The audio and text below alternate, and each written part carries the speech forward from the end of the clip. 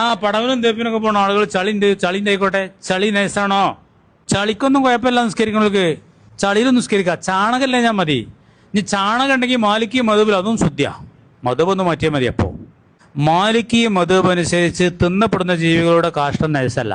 പോത്തിന്റെ, എരുമന്റെ, പജിന്റെ, കോയിന്റെ ഒന്നും പൂച്ചന്റെ ഒന്നും അതിൻ്റെ ഒക്കെ ഏതുള്ളൂ. തിന്നാത്ത മൃഗങ്ങളുടെ മാത്രമേ ഇരുന്നുള്ളൂ.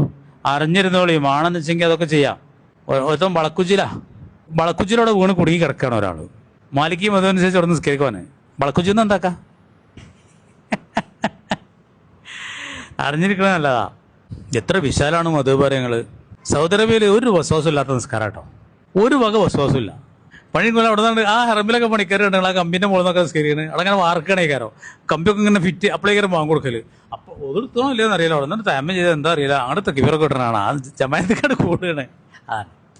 എന്നമാർക്ക് നമ്മളിങ്ങനെ യാത്രയൊക്കെ ചെയ്ത് ഇവിടെയൊക്കെ നിസ്കരിക്കുകയാണെങ്കിൽ എന്താ അറിയങ്ങൾ അങ്ങോട്ട് നടക്കും പരിപാടികൾ. അവിടെ വസ്വാസില്ല, കാര്യങ്ങളില്ല. നമുക്ക് കുറേ വസ്വാസം കൊണ്ടാണ് കുറേ നിസ്കാരങ്ങൾ. പഠിച്ചോനെ പെണ്ണുങ്ങളൊക്കെ ഒരു നിസ്കാര കുപ്പായം കൊണ്ടുവന്നാൽ അത് കേൾക്കി തിരുമ്പാതെ നിസ്കരിക്കാൻ പറ്റും. ആരെയും തൊട്ടിട്ടുണ്ടാവും എന്നൊക്കെ പറയുന്നത്.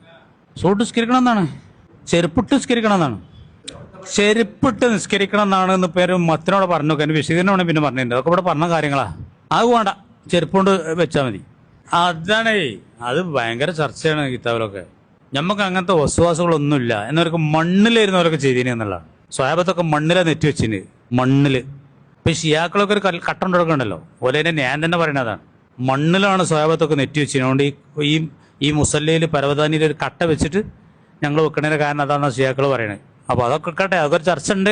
ചളിയുണ്ട്, പൊടിയുണ്ട്, വൃത്തിയില്ല, വിയർപ്പുണ്ട്, ഇതൊന്നും കാരണമല്ല. അതൊക്കെ നല്ലതാണ്, വൃത്തിയാൻ പറ്റിയ വളരെ നല്ലതാണ്. അത് അപ്പൊ അത്തരം സമയത്ത് അങ്ങനെ ചെയ്യാം.